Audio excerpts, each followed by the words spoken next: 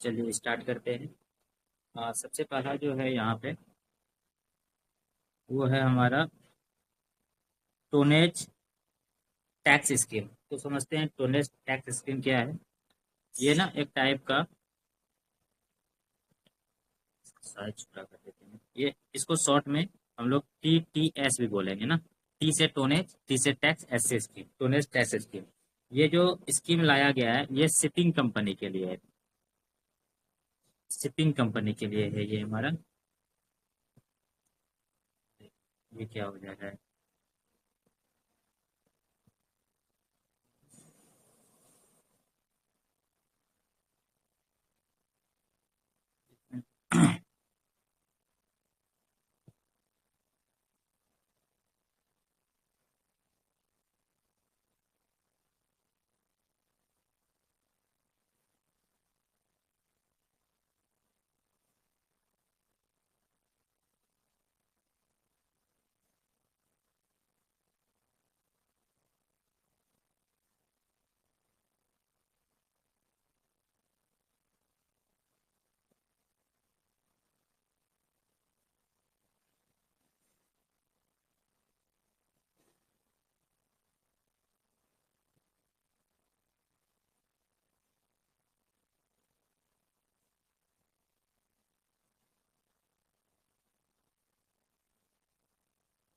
थोड़ी सी समस्या हो गई थी इसमें।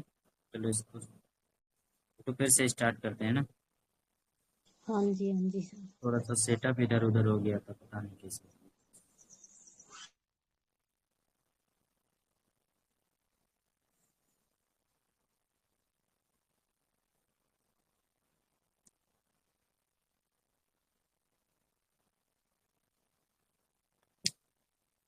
देखिए, ये जो टोनेज टैक्स सिस्टम है इसको शॉर्ट में बोलते हैं TTS बोलेंगे। और ये जो स्कीम है ये एक टाइप का टैक्सेशन सिस्टम है जो किसके लिए यूज होता है। ये शिपिंग कंपनी के लिए। ठीक है। SHIPPING शिपिंग, मतलब जो हमारा शिपिंग शिपिंग कंपनी होता है उसके लिए लगता है। अच्छा, किसके ऊपर लगता है ये टैक्स, तो ये भी समझना होगा। ये तो समझ में आ गया कि शिपिंग के लिए यूज होता है ना। शिपिंग कंपनी जो भी होती है उनके ऊपर ये टैक्स लगाया जाता है। लेकिन ये किसके ऊपर लगता है, तो एक चीज आपको यहाँ पर ध्यान देनी होगी कि ये जो लगता है ये आपका लगता है नेट, उसको हम लोग बोलते हैं net tonnage of their fleet, है ना। अब ये टोनेज क्या होता है समझिएगा थोड़ा सा। टोनेज बोलते हैं हम लोग कैरिंग कैपेसिटी। कैरिंग कैपेसिटी जो होती है किसी भी वेसल्स की, उसको हम लोग बोलते हैं टोनेज। ठीक है। तो कैरिंग कैपेसिटी के अकॉर्डिंग अब क्या होगा, उसको टैक्स देना पड़ेगा। पहले क्या होता था ना, जो वेसल्स कंपनी होती थी, शिपिंग कंपनी होती थी, उसको टैक्स देना होता था उसके बेनिफिट के ऊपर। कितना उसको बेनिफिट हुआ उसके लिए उसको टैक्स देना होता। बट अब ऐसा नहीं है। अब उसको किस पे देना होगा, कैरिंग कैपेसिटी के ऊपर उसको क्या करना पड़ेगा, टैक्स देना पड़ेगा। इसी को बोलते हैं टोनेज। ठीक है, टोनेज। इसका ऑब्जेक्टिव क्या है, इस TTS को लाने का ऑब्जेक्टिव है कि जो इंडियन शिपिंग इंडस्ट्री है उसको इनकरेज करना, उसका ग्रोथ हो और उसको टैक्स में बेनिफिट हो। और साथ में जो कम्पिटेटिव टैक्सेशन सिस्टम बनाया सके अकॉर्डिंग टू जो ग्लोबल मेरीटाइम नेशन है। मतलब विश्व में जो टैक्सेशन सिस्टम है शिपिंग इंडस्ट्री को लेकर के, उसके अकॉर्डिंग भारत में भी टैक्सेशन सिस्टम को बनाया जाए ताकि शिपिंग इंडस्ट्री को क्या हो, बेनिफिट हो। ठीक है। तो इस पर्पज से इस स्कीम को लॉन्च किया गया है और इस बार बजट 2025 में इसके बारे में अ, निर्मला सीतारमन ने उसमें अनाउंसमेंट किया हुआ है। ठीक है। तो ये चीजें ध्यान में रखना है।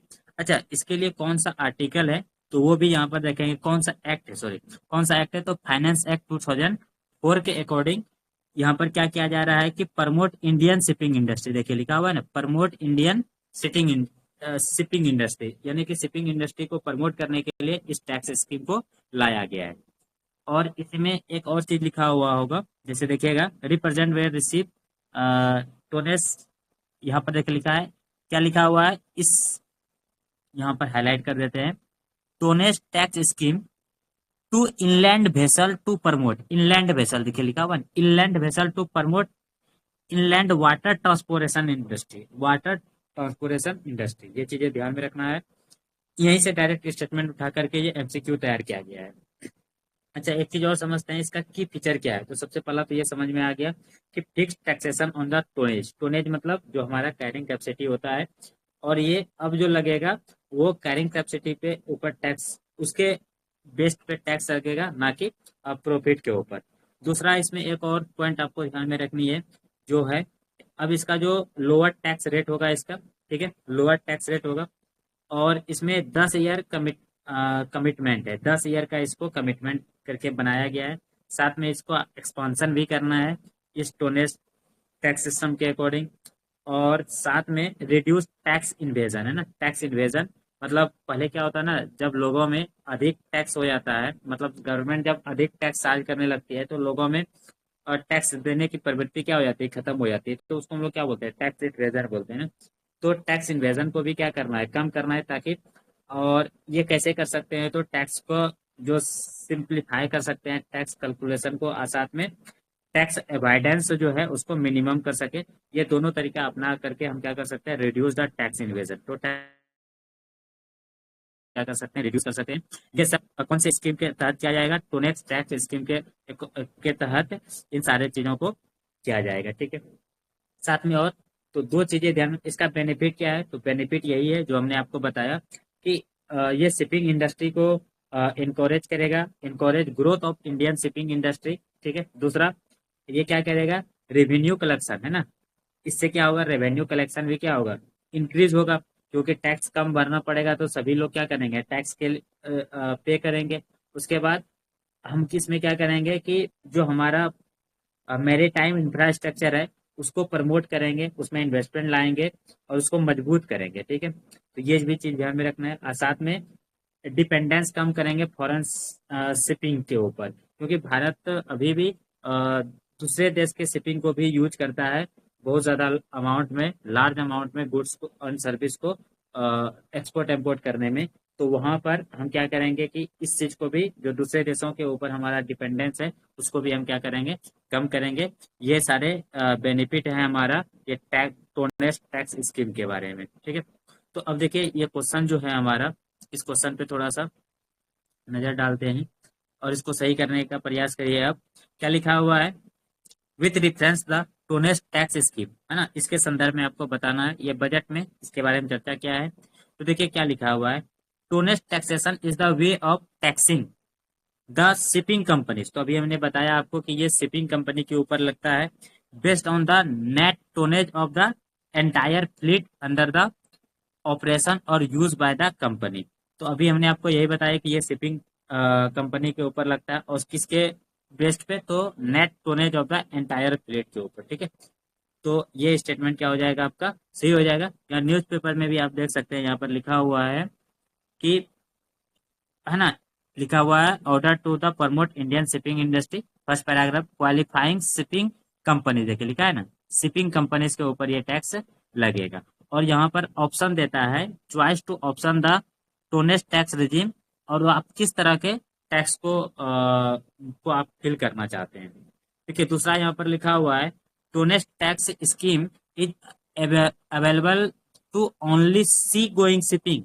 तो क्या सी गोइंग शिपिंग के ऊपर लगता है, नहीं। देखिए अभी हमने आपको यहाँ पर बताया कि ये जो लगता है ना, ये कहाँ पर लगता है, तो इनलैंड वेसल स्कीम, देखिए यहाँ पर लिखा हुआ है ना, extend tonnage tax scheme to inland vessel हाँ। To promote inland water transportation, मतलब इनलैंड वाटर ट्रांसपोर्टेशन को प्रमोट करने के लिए इसको लाया गया है। तो यहाँ पर देखिए क्या लिखा हुआ है, ओनली सी गोइंग शिपिंग। तो स्टेटमेंट 2 क्या हो जाएगा, गलत हो जाएगा। एक वाला क्या होगा, सही हो जाएगा। हमारा करेक्ट आंसर क्या हो जाएगा, ओनली वन हो जाएगा, ठीक है, ओनली वन। ये समझ में आ गया। only अब अब ना इस, अगर ये इससे संबंधित क्वेश्चन यूपीएससी पूछेगी तो आई थिंक गलत नहीं होगा, ठीक है। तो ये होता है। अब देखिए आगे हम लोग देखते हैं, एक ये और न्यूज में था ये स्कीम, ये स्कीम है आपका पीएम धन प्रधानमंत्री धान्य धन कृषि धान्य योजना। कृषि योजना। तो ये गवर्नमेंट ने लॉन्च किया हुआ था, तो यहाँ पर देख सकते हैं कि इसका बेनिफिट क्या है। सबसे पहले तो इस स्कीम के तहत देखिए 100 डिस्ट्रिक्ट में जो लो प्रोडक्टिविटी है, moderate crop intensity and below coverage है ना, पैरामीटर्स, इन सबको ध्यान में रख करके इस स्कीम को लाया गया है। तो अभी हम इसके बेनिफिट को भी देखेंगे। इसका एम क्या है, तो देखिए इसी द हिंदू के न्यूज आर्टिकल में यहाँ पर मेंशन किया हुआ है कि इस स्कीम का जो एम है वो क्या है। तो सबसे पहले तो एग्रीकल्चर प्रोडक्टिविटी को क्या करना है, एनहेंस करना है, मतलब उसको बढ़ाना है, पहला एम ये है। दूसरा क्या है कि एडॉप्ट क्रॉप यूज करना है डाइवर्सिटी। ना एग्रीकल्चर प्रोडक्टिविटी को। हाँ, दूसरा क्या करना है, एडॉप्ट क्रॉप डाइवर्सिफिकेशन को प्रमोट करना है, और सस्टेनेबल एग्रीकल्चर प्रैक्टिस करना है ना, जो पर्यावरण को बहुत ही कम क्षति पहुंचाए उस तरह के एग्रीकल्चर प्रैक्टिस को हम लोग क्या करेंगे, प्रमोट करेंगे। फिर दूसरा है ना, augment post harvest storage at panchayat and block. Panchayat और ब्लॉक लेवल पे हम लोग क्या करेंगे, पोस्ट हार्वेस्टिंग स्टोरेज सिस्टम को बनाने का प्रयास करेंगे। फिर क्या करेंगे, यहाँ पर इरिगेशन फैसिलिटी को इम्प्रूव करेंगे ताकि समय पर सिंचाई सुविधा क्या हो सके, उपलब्ध हो सके। और साथ में क्या करेंगे, facilitate ability long and short term credit. ठीक है, और इससे क्या होगा कि लगभग 1.7 करोड़ फार्मर को क्या होगा, इस प्रोग्राम के तहत उनको जोड़ा जाएगा। तो ये जो है इस स्कीम का बेसिकली लाभ है जो आपने यहाँ पर देखा। तो चलिए इससे संबंधित अब एक एमसीक्यू को देखते हैं कि इसका सही आंसर क्या होगा। इसको थोड़ा सा इरेज कर लें। चलिए इस क्वेश्चन को पढ़िए, क्या लिखा हुआ है, विथ रेफरेंस टू द प्रधानमंत्री धन धान्य कृषि योजना which is announce in 2025-26 consider the, मतलब ये 2025-26 बजट में इसको अनाउंस किया गया है। तो इसका इसके संदर्भ में कौन कौन सा कथन सही है उसके बारे में हमें बताना है। तो देखिए यहाँ पर पहला स्टेटमेंट क्या है, पहला स्टेटमेंट लिखा हुआ है, दिस स्कीम इज मोटिवेटेड, मतलब यह जो स्कीम है मोटिवेटेड टू किसान सम्मान निधि योजना। देखिए किसान सम्मान निधि भारत सरकार की चलती है हर साल भर में, 2,000 करके 6,000 रुपया, मतलब 3 किस्तों में ₹6,000 पेमेंट करती है ना। तो क्या ये जो प्रधानमंत्री धन धान्य कृषि योजना है, क्या ये उससे प्रेरित है क्या, ये बोला गया है यहाँ पर। तो नहीं, ये स्टेटमेंट ना गलत है। देखिए आप न्यूज़पेपर में यहाँ पर हेडलाइन पढ़िए, क्या है ये, 100 गलत है डिस्ट्रिक्ट वाला। को लिया गया है।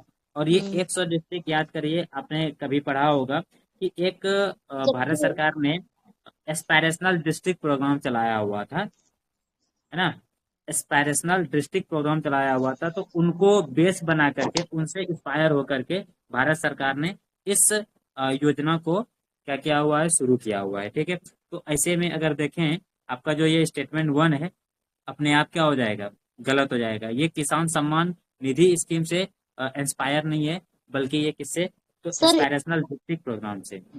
किसान सम्मान सर किसान सम्मान निधि योजना में पूरा देश ही मतलब कवर हुए हैं किसान, हाँ हाँ कि इसमें मतलब कि कुछ एक चुन के 100 डिस्ट्रिक्ट में ही है।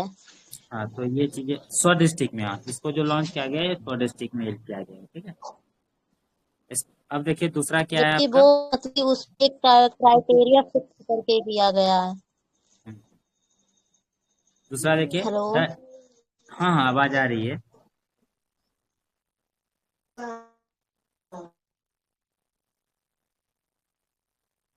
इसी में देखिए दूसरा ये क्या है, the scheme aim to facilitate ability of long and short term credit to farmer purchasing tractor and harvester. तो देखिए अभी हमने लास्ट में यहाँ पर पढ़ा हुआ था, क्या, फैसिलिटेट एबिलिटी ऑफ जल्दी लॉन्ग जाओ, एंड बस शॉर्ट टर्म चिल्लाते क्रेडिट, बहुत है मम्मी।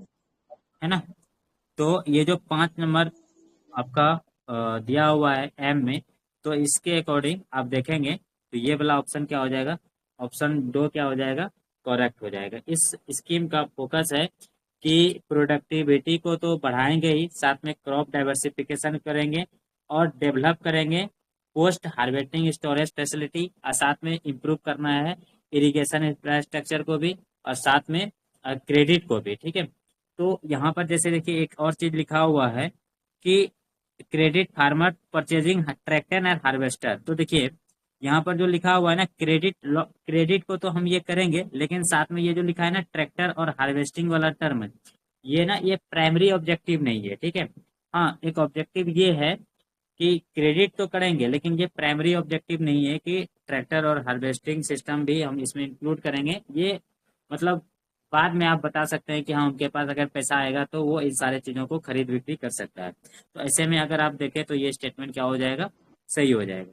और जैसे कि अभी बताइए 100 डिस्ट्रिक्ट को इसमें क्या क्या गया है, कवर क्या गया है, तो ऑप्शन सी भी क्या हो जाएगा, 3 नंबर भी सही हो जाएगा। तो अगर ऐसे में देखें, वही तो। अच्छा 3 नंबर सही होगा या गलत होगा? सर 100 डिस्ट्रिक्ट को कवर कर रहे हैं ना, product with high productivity and crop in. हाँ, नहीं सर, तो लो प्रोडक्टिविटी वाले जो डिस्ट्रिक्ट रहेंगे उनको कवर करेंगे ना, चलिए एक चीज एक बार विद मिटा हाई देते के हैं यहाँ पर साथ। थोड़ा सा, यहाँ पर।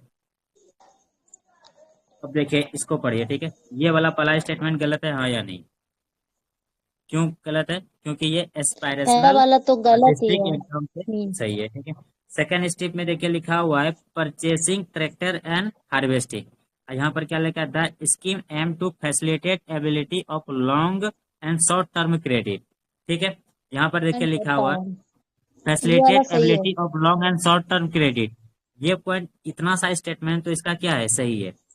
यहाँ तक जो स्टेटमेंट है इस वाले का हाईलाइट में कर देता हूँ, यहाँ से लेकर के यहाँ तक स्टेटमेंट सही है। लेकिन यहाँ पर आगे में जो ये हाईलाइट क्या हुआ है, देखिए, to farmer purchasing tractor and harvesting, ऐसा उसमें इंक्लूड नहीं किया हुआ है ना। तो ये प्राइमरी ऑब्जेक्टिव नहीं है कि फार्मर को परसुएट करेगा ट्रैक्टर और हार्वेस्ट करने, ट्रैक्टर को परचेज करने के लिए और हार्वेस्टर को, ठीक है। ऐसा कहीं भी मेंशन नहीं है, ये प्राइमरी ऑब्जेक्टिव नहीं, ऑब्जेक्टिव ये भी है लेकिन ये प्राइमरी ऑब्जेक्टिव नहीं है, ठीक है। तो ये ध्यान में रखना है। तो ऑप्शन ये आपका क्या हो जाएगा, गलत हो जाएगा, ठीक है। अब देखिए यहाँ पर तीसरा नंबर ऑप्शन बोला गया है कि the scheme will cover 100 district with high productivity and high crop intensity to develop them as export oriented district. देखिए यहाँ पर लिखा हुआ है, हाँ 100 डिस्ट्रिक्ट का तो हमने कवर किया हुआ है, लेकिन वो किसके लिए, प्रोडक्टिविटी को बढ़ाने के लिए, क्रॉप इंटेंसिटी को डेवलप करने के लिए। लेकिन हमारा ये उद्देश्य नहीं कि एक्सपोर्ट ओरिएंटेड डिस्ट्रिक्ट बनाना है, ठीक है। ये कहीं भी मेंशन नहीं है, देखिएगा यहाँ पे लिखा हुआ है कहीं पे। हमें तो बनाना है, नन होगा एनहांस यहाँ। करेंगे एग्रीकल्चर प्रोडक्टिविटी को, ये सब करना है, इरिगेशन फैसिलिटी को बढ़ाना है, ये सारे कुछ करना है, क्रॉप डाइवर्सिफिकेशन भी करना है, सस्टेनेबल एग्रीकल्चर प्रैक्टिस भी करना है। लेकिन ये नहीं बोला गया है इसमें कि हम क्या करेंगे कि एक्सपोर्ट ओरिएंटेड डिस्ट्रिक्ट बनाएंगे। तो ऑप्शन 3 भी क्या हो जाएगा, गलत हो जाएगा। इसके अकॉर्डिंग आंसर क्या हो जाएगा, डी हो जाएगा, नन हो जाएगा, ठीक है। नन। समझ में आ गया? देखिए इसी तरह से स्टेटमेंट देती है ना यूपीएससी, ये थोड़ा हार्ड टाइप का यहाँ पर स्टेटमेंट है कि आपको पूरा अच्छे से पढ़ना पड़ेगा। अब देखिए इसके लेकिन बारे में सर थोड़ा सा सेकंड वाला अब अगर आप चाहें इसमें कुछ पॉइंट नोट जो करने सर के लिए तो उसमें मैं, जी बोलिए। सर मैं ये पूछ रही थी, जो सेकंड वाला ऑप्शन है, तो जैसे उसमें सिर्फ सीधा सीधा शॉर्ट टर्म और लॉन्ग टर्म क्रेडिट देंगे, लेकिन ये चीज नहीं हाँ बोली है किसके लिए देंगे। हाँ, किसके लिए, वो प्राइमरी ऑब्जेक्टिव नहीं है, इसलिए ये ठीक है। वाला गलत होगा। हाँ इसलिए गलत है क्योंकि ये जो क्रेडिट देगा ना, ये ट्रैक्टर और हार्वेस्टर खरीदने के लिए, ऐसा मेंशन नहीं है, ठीक है। उसका प्राइमरी ऑब्जेक्टिव क्या है, यहाँ पर देखिए प्राइमरी ऑब्जेक्टिव तो ये है ना, एग्रीकल्चर प्रोडक्टिविटी को बढ़ाने के लिए, क्रॉप डाइवर्सिफिकेशन करने के लिए, पंचायत और ब्लॉक स्तर पे क्या करना है, पोस्ट हार्वेस्ट स्टोरेज सिस्टम बनाना है। तो ये सब इसका क्या है, ऑब्जेक्टिव है। अभी हम ऑब्जेक्टिव सारा बता देते हैं इसका, ठीक है, क्या क्या इसमें ऑब्जेक्टिव है, लिख देते हैं हम यहाँ पर। तो इसीलिए वो वाला ऑप्शन क्या हो जाएगा, गलत हो जाएगा। देखिए यहाँ पर आप चाहे तो कुछ पॉइंट को नोट कर सकते हैं इसमें, जैसे कि एक तो ये पता चल गया प्रधानमंत्री धन धान कृषि योजना, इसको 1 फरवरी 2025 को लॉन्च किया गया है। ये नया इनिशिएटिव है, गवर्नमेंट ऑफ इंडिया ने लिया हुआ है। किस लिए लिया हुआ है, इसका एम क्या है, तो एग्रीकल्चर प्रोडक्टिविटी को एनहेंस करना और साथ में इम्प्रूव फार्मर्स लाइवहुड्स, ठीक है। ये दो इसका एम है। साथ में इससे कितना लोगों को बेनिफिट होगा, लगभग 1.7 करोड़ फार्मर को, ये उसमें मेंशन किया गया है, तो ये भी हम बता दिए। इसका ऑब्जेक्टिव क्या है, तो चाहे तो लिख सकते हैं इंक्रीज एग्रीकल्चर प्रोडक्टिविटी, दूसरा इनकरेज क्रॉप डाइवर्सिफिकेशन, वो सब वहाँ पर मेंशन है न्यूज़पेपर में, ठीक है। तीसरा क्या है, इम्प्रूव इरिगेशन फैसिलिटी। चौथा क्या है, एनहेंस क्रेडिट एबिलिटी, और एक क्या था उसमें, स्टोरेज पंचायत स्तर पे और साथ में ब्लॉक स्तर पे, ठीक है। अच्छा, इसका फीचर क्या है, तो इम्प्लीमेंट करेगा पहला 100 डिस्ट्रिक्ट में, ठीक है। और ये 6 ईयर का मिशन है, ठीक है। इसके अकॉर्डिंग क्या होगा कि सेल्फ सुफिशियंट होगा पल्स प्रोडक्शन में, साथ में फ्रूट में, वेजिटेबल में, केक कल्टीवेशन में, ठीक है। और ये चीजें आपको ध्यान में रखना है। और साथ में इसी के अकॉर्डिंग इसी में एक और चीज को मेंशन किया हुआ है, जब आप न्यूज़पेपर आर्टिकल को, इस वाले का आर्टिकल को पढ़ेंगे, तो वहां पर एक और चीज का मेंशन किया गया है कि एक मखाना बोर्ड है ना। मखाना एक टाइप का बिहार में, अ, जी हाँ, बिहार हो खाना गया, बोर्ड। यूपी हो गया, मध्य प्रदेश हो गया, बंगाल हो गया, इन सब एरिया में इसको क्या किया जाता है, ग्रो किया जाता है, मतलब इसका प्रोडक्शन किया जाता है, तो ये एक लेकिन टाइप का। बिहार का ही बोला है ना। हाँ, बिहार में अभी इसका जो है ना एक मखाना बोर्ड भी मेनली स्टेब्लिश किया बिहार का जाएगा। ही बोला है। हाँ, बिहार में इसको ध्यान में रखना है, ठीक है। उधर तो बात सबसे बोलता है अधिक ना। अगर मखाना कहीं पर प्रोड्यूस होता है ना, तो वो कहाँ पर होता है, बिहार में ही होता है। तो ये सब इसका ऑब्जेक्टिव है, ठीक है। क्लियर हो गया ये पॉइंट। हाँ सर। चलिए, नेक्स्ट इसके बाद जी। देखते हैं हमारा तीसरा क्वेश्चन जो है। तीसरा देखिए न्यूज़पेपर में दिया हुआ है। तीसरा है रूरल प्रोस्पेरिटी,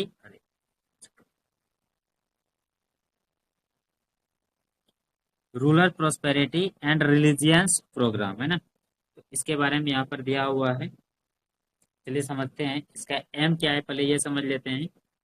अ, देखिए, this programme will focus on rural women. किसके ऊपर फोकस किया गया है, गांव की जो महिला ही है, गांव का जो फार्मर है, गांव में जो यूथ है। देखिए लिखा हुआ है हर जगह रूरल। अगर क्वेश्चन यहाँ यूपीएससी में अर्बन लिख दे, वहां पर अर्बन यूथ को, अर्बन फार्मर को, तो गलत होगा वो स्टेटमेंट, ठीक है। यहाँ पर ऑलरेडी लिख दिया है, सिर्फ किसके लिए है ये, रूरल के लिए। रूरल वुमेन हो, रूरल फार्मर हो, रूरल यूथ ग्रामीण। And marginal and small farmer और लैंडलेस फैमिली के लिए इस प्रोग्राम के अंदर इन सारे लोगों के ऊपर फोकस किया जाएगा, ठीक है। चलिए, अब इसका देखिए यहाँ पर एम दिया हुआ है। एम में क्या है, देखिए थोड़ा सा इसको हाईलाइट ऑलरेडी किया हुआ है कॉपी में। The goal is to generate ample opportunity in rural area, मतलब रूरल एरिया में अपॉर्चुनिटी क्रिएट करेंगे, ऐसा अपॉर्चुनिटी करेंगे ताकि ये जो माइग्रेशन हो रहा है ना, ऑप्टेड माइग्रेशन, उसको क्या किया जा सके, रोका जा सके। बट नॉट ए नेसेसिटी, वो नेसेसिटी नहीं बन जाए माइग्रेशन का। तो इस तरह का चीजें हम यहाँ पर डेवलप करेंगे। इसी को क्या बोला जाता है, rural prosperity and resilience programme, ठीक है। और देखिए एक और इसका कटिंग है यहाँ पर, इसी आर्टिकल का है ना। Global and domestic best practices will be incorporated and appreciate technical and financial statement will be sought from the multilateral development bank, है ना। ये सीतारामन ने ये अपने स्पीच में कहा हुआ था। बेसिकली ये अगर इतना क्लियर हो गया, तो थोड़ा और कुछ एक्स्ट्रा यहाँ पर समझ लेते हैं कि ये तो समझ में आ गया इसका एम क्या है, कि जो अंडर एम्प्लॉयमेंट है एग्रीकल्चर के अंतर्गत, और साथ इसको इसको टेकल करेगा, सबसे पहला तो ये चीज। दूसरा, जो लाइवलीहुड है रूरल एरिया में, उसको मजबूत करेगा, एनहेंस करेगा, उसको इम्प्रूव करेगा।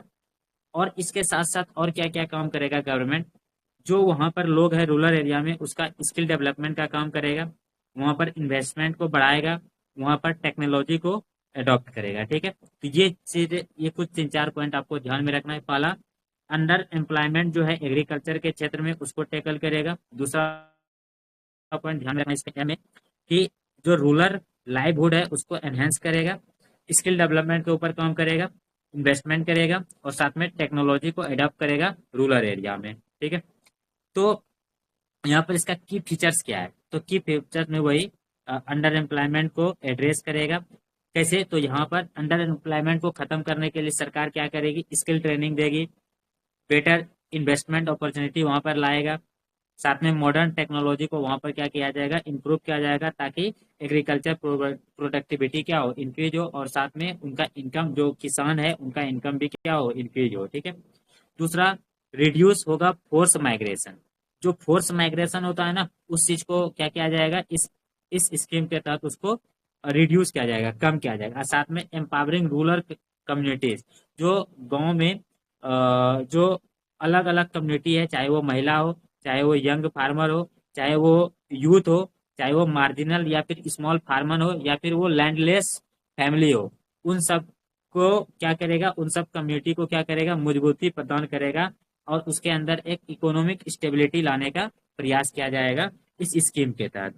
इतना पॉइंट क्लियर है, ये जो मैंने सारे पॉइंट बताए इसमें। अब देखिए, अब इस स्टेटमेंट को पढ़ते हैं, देखते हैं कौन सा सही होगा। लेकिन लिखा हुआ है कि the programme aim to address under employment in agriculture through skill investment technology while ensuring the migration is not a necessity. क्या ये स्टेटमेंट सही है ना? स्टेटमेंट वन क्या हो गया, सही हो जाएगा। दूसरा ये देखिए सही हो क्या है। जाएगा द कि उसमें हाँ ये द बोली थी। The programme primarily focus on large scale commercial farmer. क्या ये कॉमर्शियल फार्मर के है या गांव के लिए है, बताइए। गांव में के लिए है ना, जो गांव लैंडलेस के है। लिए था ना। हाँ, जो मार्जिनल है, स्मॉल फार्मर है, उसके हम्म। लिए है ना। यहाँ पर लिख दिया है क्या, large scale commercial farmer. Statement two क्या है, गलत है। तो देखिए पहला देखते हैं क्या है, both statement one and two are see correct, option नहीं ठीक ये होगा। गलत हो जाएगा। Both statement one and two are correct but statement two is not the correct explanation. नहीं, ये उसका एक्सप्लेनेशन नहीं दे रहा है, वो तो खुद स्टेटमेंट गलत है। Statement one is correct but statement two is incorrect. Answer क्या हो जाएगा इसका, सी हो जाएगा। समझ में आ गया? जी। ऐसे ही करना होता है। देखिए जी। इम्पोर्टेंट ये नहीं होता है कि हम न्यूज़पेपर को पढ़ के आगे बढ़ गए, है ना। हम लोग बोलते हैं कि बजट पढ़ लिए, ये पढ़ लिए, है ना, सारा 400 पेज। 400 पेज पढ़ना इम्पोर्टेंट नहीं। यूपीएससी कहाँ से क्वेश्चन बना सकती है, किस टाइप से बना सकती है, उसके ऊपर एमसीक्यू वगैरह ये सब तैयार करना, फिर आपका वो तैयार होता है ये एक तरीके से। फिर आप क्वेश्चन को अच्छे से टेकल कर सकते हैं। देखिए नेक्स्ट क्वेश्चन यहाँ पर है आपका, पल्सेस आत्मनिर्भर मिशन, है ना। इसको देखिए, पल्सेस आत्मनिर्भर मिशन, इसमें क्या क्या है, इसको इरेज कर देते हैं पहले। केसीसी मतलब किसान क्रेडिट कार्ड। हाँ, केसीसी मतलब किसान क्रेडिट कार्ड। यहाँ पर देखिए बोला गया है, pulses Atmanirbhar mission announce KCC loan limit to RS 5 lakh. पहले 3 लाख रुपया था, है ना, अब उसको बढ़ा करके कितना कर हाँ, दिया है, पहले 5 लाख रुपया कर दिया। अब 3 लाख किसान जो है था। 5 लाख तक का लोन ले सकती है, ठीक है। चलिए इसके बारे में सबसे पहले ये पल्स आत्मनिर्भर मिशन क्या है, इसके बारे में जानते हैं। अ, उसके बाद फिर इस MCQ को सॉल्व करेंगे। ये भारत सरकार ने लॉन्च किया है। देखिए यहाँ पर लिखा हुआ है 6 ईयर के लिए, है ना, यहाँ पर लिखा हुआ है ना, 6 ईयर पल्स मिशन। ये 6 साल का पल्स मिशन है। इसके ऊपर इसमें कौन से पल्स में आत्मनिर्भरता लाना है, मैं यहाँ पर सबसे पहली बात तो ये, और साथ में किस कौन कौन से पल्स पे हमने फोकस किया हुआ है। तो ये देखिए यहाँ पर लिखा हुआ है, एक तो तूर है, दूसरा उड़द है, और तीसरा मसूर है, ठीक है। तो यहाँ पर पल्सेस का मेंशन किया गया है, एक तो तूर, दूसरा उड़द और तीसरा मसूर। तो स्टेटमेंट दे देगी, तो कंफ्यूज नहीं होना है वहां पर, ठीक है। तो पहला और पॉइंट इसमें उड़द क्या और ध्यान में रखना मसूर। है, पल्स आत्मनिर्भरता मिशन ये 6 साल का इनिशिएटिव है, सरकार के द्वारा लिया गया है। साथ में बजट 2025-26 में इसको लॉन्च किया गया है। और ये ये किस लिए, इसका इसका लक्ष्य क्या है, तो सेल्फ सफिशिएंट किसमें, तो सेल्फ पल्स प्रोडक्शन में। और इसमें हम लोग फोकस किसके ऊपर कर रहे हैं, तूर, उड़द और साथ में मसूर के ऊपर, ठीक है। इससे हमारा क्या होगा, फाइनली इसका एम क्या हुआ, तो रिड्यूस इम्पोर्ट। हम इम्पोर्ट का जो डिपेंडेंसी है उसको हम लोग क्या करेंगे, यहाँ पर कम करेंगे, ठीक है। पहला पॉइंट ये ध्यान में रखना है, इसी सारी बातें। दूसरा ये ध्यान में रखना है कि इसके तहत, इसी स्कीम के तहत भारत सरकार ने सेंट्रल प्रोक्योरमेंट सिस्टम लागू किया है, जिसके 2 एजेंसी है। उसका इस मतलब उसका जो है ना, ये वाला आर्टिकल जब आप गूगल पे सर्च करेंगे, ये हाईलाइट को कॉपी करके, तो वहां पर आपको कुछ क्या बोलते हैं कि कुछ एजेंसी, गवर्नमेंट एजेंसी का नाम मिलेगा। वो 2 गवर्नमेंट एजेंसी है, उसका मैं नाम यहाँ पर मेंशन कर देता हूँ। एक है नाफेड, आपने नाम सुना होगा पहले भी, NAFED, नाफेड। और एक है आपका NCCF, ठीक है। ये 2 संस्था है, गवर्नमेंट एजेंसी है, जो क्या करती है कि प्रोक्योर करती है पल्स को, और साथ में अ, उसके ऊपर प्राइस उसका क्या होगा, उसका प्राइस स्टेबिलिटी लाने का काम करती है ना। इंसेंटिव प्रोडक्शन वगैरह ये सब काम इसका इन दोनों संस्था का होता है। ठीक है, तो ये चीजें बेसिकली आपको ध्यान में रखना है। और साथ में मार्केट में प्राइस में स्टेबिलिटी लाने के लिए पल्स का, तो ये गवर्नमेंट एजेंसी भी क्या करती है, पल्स का इरिगेशन करती है, मतलब प्रोडक्शन कर सकती है। ठीक है, ये चीजें ध्यान में रखना है। साथ में इसका एक और की फीचर है कि इससे क्या होगा ना, क्रॉप डाइवर्सिफिकेशन होगा। क्योंकि अभी जैसे पंजाब वगैरह अगर एरिया देखे तो वहाँ पर बहुत ज्यादा गेहूं और धान का एग्रीकल्चर किया जाता है। अगर सरकार इस तरह का मिशन लॉन्च करती है, लोन देती है, ठीक है, जैसे 3 लाख से 5 लाख रुपया बढ़ा करके कर दिया, तो इससे क्या होगा कि किसान को सपोर्ट होगा, किसान क्रेडिट कार्ड के अकॉर्डिंग। इससे क्या होगा कि क्रॉप डाइवर्सिफिकेशन होगा, यानी कि इंकरेज करेगा फार्मर को टू इंक्रीज पल्सेस कल्टीवेशन, है ना। तो ये चीजें ध्यान में रखनी है आपको। अब चलिए आते हैं। ये तो पल्सेस होते हैं, तो ये मिट्टी की गुणवत्ता के लिए भी मतलब अच्छे ही होते हैं। हाँ, मिट्टी के गुणवत्ता के लिए भी ये इम्पोर्टेंट इसमें है आपका। हाँ, तुअर को छोड़कर बाकी सब में नाइट्रोजन फिक्सेशन की वो होती है दर और अच्छा, इससे मतलब राइजोबियम। बेसिकली आप इसमें ये बोल सकते हैं कि मतलब जो आपका सोयल फर्टिलिटी को ये क्या करेगा, इंक्रीज करेगा, है ना। मतलब सोयल के प्रोडक्शन को इंक्रीज करता करेगा। धान अच्छा की इसमें तुलना और, में जो होते हैं, हाँ, अच्छा धान की एक तुलना यहाँ में पर ये जल्दी मिट्टी में मिल जाए। देखिए, एक टर्म यूज किया गया है केसीसी, किसान क्रेडिट कार्ड, है ना। इसके तहत गवर्नमेंट लोन देती है। किसके लिए लोन देती है ये तो आपको पता चल गया है। इसमें किसको किसको कवर किया गया है तो ये भी मैं बता दूं। किसान क्रेडिट कार्ड में मैन भी ले सकता है लोन, डेयरी प्रोडक्शन जो कर रहा है वो भी ले सकता है ना। और एग्रीकल्चर में इन्वेस्टमेंट बढ़े, लिक्विडिटी इंप्रूव हो यहाँ पर, उसके लिए केसीसी लोन प्रोवाइड करती है। अच्छा, इसका सिग्निफिकेंस क्या है, तो रिड्यूस करेंगे इंपोर्ट डिफिशियंसी को, जो हम लोग पल्स के ऊपर बहुत ज़्यादा दूसरे देशों पर निर्भर है उसको कम करेंगे। और प्राइस इंस्टेबिलिटी का भी काम किया जाता है इसके तहत, है ना, ताकि फेयर प्राइस हो फार्मर के लिए। और साथ में प्रमोट करेंगे फूड सिक्योरिटी को। फूड सिक्योरिटी मोस्ट इम्पोर्टेंट है हमारे यहाँ पर। आज भी भारत देश में मल न्यूट्रिशन की समस्या है, अगर उसको खत्म करना है तो हमें पल्सेस को क्या करना पड़ेगा, प्रमोट करना पड़ेगा, और हर लोगों तक इस तरह के पल्सेस को पहुंचाना पड़ेगा। ठीक है, तो प्रमोट फूड सिक्योरिटी को प्रमोट करने की में भी ये क्या करेगा, मदद करेगा। ये मेंस के एस्पेक्ट से हो गया, बट ये सारी चीजें ध्यान में रखनी चाहिए आपको। अब देखिए, आप पढ़ते हैं इसमें और कौन कौन सा स्टेटमेंट सही है, कौन सा गलत है, और इसका क्या आंसर होगा सही, इसको भी देखते हैं। ठीक है? तो देखिए, सबसे पहला लिखा हुआ है, फाइनेंस मिनिस्टर अनाउंस पल्सेस आत्मनिर्भरता मिशन। बजट में क्या हुआ है, the mission is a 6 year initiative. क्या ये सही है, यहाँ तक लिखा हुआ। एम क्या है, तो सेल्फ सफिशिएंट, ये भी बता दिए। किसमें सेल्फ सफिशिएंट करना है हमको, तो पल्स के प्रोडक्शन में कौन कौन सा, देखिए तूर है, उड़द है, और साथ में मसूर है। क्या स्टेटमेंट सही है ये वाला, स्टेटमेंट में सही है ना। अभी हम लोगों ने शुरू में यही पढ़ा हुआ था, यहाँ पर देखिए तूर उड़द है, मसूर, और ये कितना साल का है, तो 6 साल का है। इसी तरह से पढ़ा जाता है तो जब यार आपको एक सही होगा, सही होगा, तीन तो ही दिया। हाँ, ये चीजें ध्यान में रखिएगा। देखिए किस तरह तूर से उड़द क्वेश्चन और फॉर्म मसूर किया के जाता है, लिए है। और साथ में कैसे हेडलाइन का जो नीचे में होता है ना, इसको पढ़ के किस तरह से एमसीक्यू और हमें एग्जाम के लिए यूजफुल बना सकते हैं। इन सारे पॉइंट को नोट करके, है ना, जब भी आप आर्टिकल वगैरह किसी चीज को पढ़ते हैं। तो देखिए दूसरा लिखा हुआ है यहाँ पर, तो गवर्नमेंट ये has mandate that only private traders can produce pulses. अभी नहीं, अभी हमने बताया ना, दो संस्था है आपका, एक तो क्या है सेंट्रल एजेंसी, एक है नाफेड, दूसरा है एनसीसी ऐप। ये क्या कर नाफेड सकता और है, प्रोड्यूस कर सकता है, प्रोक्योर कर सकता है पल्स को। NWS।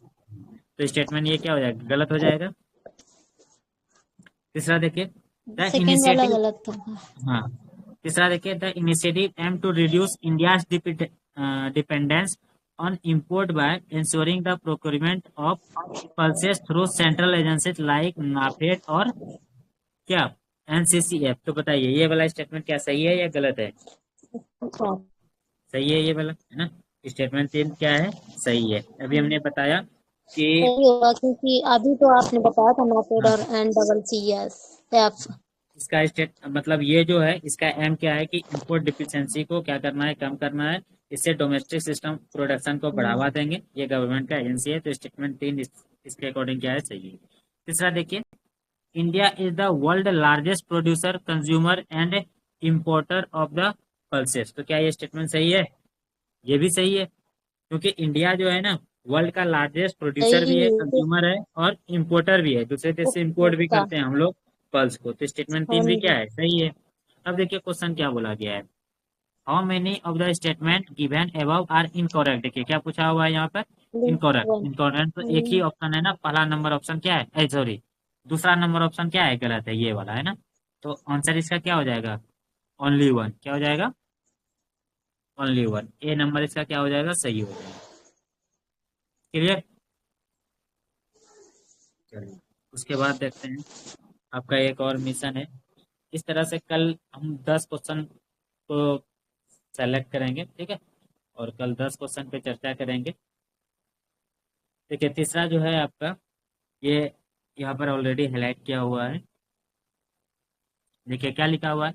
कैबिनेट ने अप्रूव कर दिया है national mission on edible oil. Edible oils, ठीक है। इडिबल ऑयल्स को और किस नाम से जानते हैं? ऑयल सीड्स के नाम से। इडिबल ऑयल्स, ऑयल सीड, इसका शॉर्ट फॉर्म है NMEO, है ना, national mission on edible oils, ठीक है। तो यह ऑयल सीड, ये ध्यान में रखना है। और ये देखिए 2024-25 से इसका लक्ष्य कब तक आत्मनिर्भर बनना है इस क्षेत्र में? 2030-31 तक, ठीक है। अच्छा इसका एम क्या है, इस चीज को सबसे पहले समझते हैं। इस आर्टिकल को पढ़िएगा थोड़ा सा, मैं अभी शॉर्ट में आपको बता देता हूँ यहाँ पर। मतलब शॉर्ट में नहीं, इसमें जो जो चीजें लिखा गया है उसका मैं समरी आपको बता रहा हूँ। ओयल सीड ये जो लॉन्च किया गया है, गवर्नमेंट ऑफ इंडिया के द्वारा लॉन्च किया गया है। और इसका लक्ष्य क्या है कि डोमेस्टिक प्रोडक्शन को, जो हमारा इडिबल ऑयल्स है उसके डोमेस्टिक प्रोडक्शन को बूस्ट करेंगे, ठीक है। आज साथ में रिड्यूस करेंगे हमारा जो डिपेंडेंस है इंपोर्ट पे, उसको हम लोग क्या करेंगे? रिड्यूस करेंगे। ये चीज आपको ध्यान में रखना है। किसके ऊपर? तो ऑयल के ऊपर, ठीक है। तो देखिए यहाँ पर लिखा हुआ है, is a landmark initiative aim to boosting domestic oil seed production. देखिए लिखा हुआ है ना, आपको सिर्फ ध्यान से पढ़ना है। डोमेस्टिक ऑयल सीड के प्रोडक्शन को बूस्ट करना है और साथ में अचीव सेल्फ रिलायंस, मतलब आत्मनिर्भर भारत के अकॉर्डिंग हमको एडिबल ऑयल पे आत्मनिर्भरता हासिल करना है। The mission will be implemented over 7 year period. ये कितना साल का है? तो 7 साल के लिए ये लॉन्च किया गया है, ठीक है। तो ये चीजें आपको ध्यान में रखना है। अच्छा इसका ऑब्जेक्टिव क्या है? तो पहला पॉइंट आपको ध्यान में रखना है कि अचीव सेल्फ रिलायंस इन एडिबल ऑयल प्रोडक्शन। पहला पॉइंट ये ध्यान में रखना है। दूसरा point, reduce import dependence. Import dependence को भी हम क्या करेंगे? रिड्यूस करेंगे। तीसरा पॉइंट याद रखना है, डोमेस्टिक प्रोडक्शन में कौन कौन सा सीड को शामिल किया गया है, ये यहाँ पर आपका मेंशन किया हुआ है इस आर्टिकल में। आप को मैं बता रहा हूँ कौन कौन सा सीड, याद रखिए, है ना। Cotton seed, rice brand, tree brand, है ना। कहने का मतलब है इन सारे ऑयल सीड में हमको क्या करना है? डोमेस्टिक प्रोडक्शन को इंक्रीज करना है इन सारे सीड में। यानी कि हमारा जो सेकेंडरी सोर्स है उसको, उसके प्रोडक्शन को क्या करना है? डोमेस्टिक प्रोडक्शन को इंक्रीज करना है। नाम याद रखिएगा। वो कौन कौन सा ऑयल सीड है? ग्राउंड नट है, सोयाबीन है, सनफ्लावर है, मस्टर्ड है ना, सीसम है, सनफ्लावर है, और साथ में यहाँ पर देखिए लिखा हुआ है कॉटन सीड है, राइस ब्रांड है ना, ट्री ब्रांड है। ये सब चीज हमारा जो सेकेंडरी है उन सबको क्या करना है? हमें इंक्रीज करना है। यहाँ से ये देखिए लिखा हुआ है, इस सारा हाईलाइट कर देते हैं हम, ठीक है। ये वाला पॉइंट को आपको ध्यान में रखना है। फिर नेक्स्ट, प्रमोट करना है हमको ऑयल पाम कल्टीवेशन को इंडिया में, ठीक है। जहां भी संभव होगा वहां पर पाम ऑयल कल्टीवेशन को हम लोग क्या करेंगे? पाम कल्टीवेशन को इंक्रीज करेंगे। साथ में इससे क्या होगा और इसका क्या ऑब्जेक्टिव है? जब ये सारी चीजें करेंगे तो किसान को फाइनली क्या होगा? लाभ होगा। तो इंक्रीज फार्मर, फार्मर के इनकम को क्या करना है? इंक्रीज करना है। और साथ में अब जो हमारा प्रोसेसिंग इंफ्रास्ट्रक्चर है उसको भी हम लोग क्या करेंगे? मजबूत करेंगे, ठीक है। तो फोकस आपको समझ में आ गया। अच्छा इसके लिए ना एक चीज यहाँ पर देखिए, इसके लिए एक साथी पोर्टल भी बनाया गया है, ये पॉइंट ध्यान में रखिएगा, ठीक है। तो साथी पोर्टल किस लिए बनाया गया है? तो याद रखिएगा, to help state coordinate with stake holder, है ना। स्टेट को, जो स्टेक होल्डर है उसके साथ कोऑर्डिनेट करने के लिए ये साथी पोर्टल बनाया गया। देखिए लिखा है, state to coordinate with stake holder for timely ability quality seed, ठीक। तो ये ध्यान में रखना है। अच्छा इसके तहत और कुछ पॉइंट ध्यान रख सकते हैं। एनकरेज करेगा रिसर्च एंड डेवलपमेंट को, जिससे क्या होगा? हाई इल्ड और साथ में क्लाइमेट रिलीजियंस ऑयल सीड के वैरायटी को तैयार करना, है ना। उसके बाद सपोर्ट करेंगे फार्मर प्रोड्यूसर ऑर्गेनाइजेशन को, फाइनेंशियल सपोर्ट होगा फार्मर के लिए, ठीक है, जैसे इरिगेशन हो गया, फर्टिलाइजर हो गया, प्रोक्योरमेंट हो गया, इन सारे चीजों को भी इसमें ध्यान रखा गया है। तो यहाँ पर देखिए साथी पोर्टल के बारे में भी मेंशन किया हुआ है और साथ में पीएफओ के बारे में भी मेंशन किया हुआ है। ये सारी चीजें मैंने आपको बता दिया। अब चलिए एमसीक्यू पे आते हैं। देखिए क्या लिखा हुआ है, वो तो पता चल ही गया। देखिए लिखा हुआ है ना, it aims to increase domestic production. तो ये स्टेटमेंट यहाँ से यहाँ तक सही है। इसका एम क्या है, डोमेस्टिक प्रोडक्शन को इंक्रीज करना, किसमें, ऑयल सीड में, एडिबल्स ऑयल सीड में। So it will cover 90% imported demand by the इतना। तो क्या कहीं पर भी परसेंटेज का ये बात किया गया है कि 90% इम्पोर्ट डिमांड को हम क्या करेंगे, डिक्रीज करेंगे? ऐसा तो कहीं नहीं मेंशन किया हुआ है। हाँ, हमारा ये लक्ष्य है आत्मनिर्भर बनना, लेकिन ये कहीं भी नहीं कहा गया कि 90% हम क्या करेंगे, इसको प्राप्त करेंगे। तो स्टेटमेंट वन क्या हो जाएगा आपका, ऐसे ही क्या हो जाएगा, गलत हो जाएगा। ठीक है, स्टेटमेंट वन क्या हो जाएगा, इनकरेक्ट है। दूसरा देखिए, it focus on enhancing statement rice गलत हो ब्रांड, जाएगा। ट्री ब्राउन, कॉटन सीड, ये वाला क्या हो जाएगा, सही हो जाएगा भैया, हमने तुरंत पढ़ा वहां पर। तीसरा क्या है, the scheme aim to promote oil seed. Hmm, oil seed को प्रमोट करेंगे, जैसे farming in Punjab and Haryana to reduce water intensive crop like rice और व्हीट बाय हाफ। देखिए ऑयल सीड को प्रमोट करेंगे तो ऑब्वियसली है कि वाटर इंटेंसिव जो क्रॉप है, जैसे राइस है, व्हीट है, ये सब तो कम होगा ही, क्योंकि लोगों को इसको लाभ होगा। लेकिन ये कहीं भी मेंशन नहीं है कि हम इसको हाफ कम कर देंगे, है ना। मतलब क्रॉप या राइस जितना जितना प्रोडक्शन उसका हो रहा है उसको हम हाफ कर देंगे और साथ में हम ऑयल सीड को प्रमोट करेंगे, ऐसा कहीं भी मेंशन नहीं है। तो स्टेटमेंट तीन क्या हो जाएगा आपका, गलत हो जाएगा। तो एक ही ऑप्शन सही है और एक ऑप्शन सही, तो इसका मतलब यहाँ पर आंसर जो हो जाएगा ओनली वन हो जाएगा। ठीक है, तो स्टेटमेंट आर करेक्ट, तो करेक्ट पूछा हुआ है तो ओनली वन हो जाएगा। ठीक है, तो आंसर ए हो जाएगा।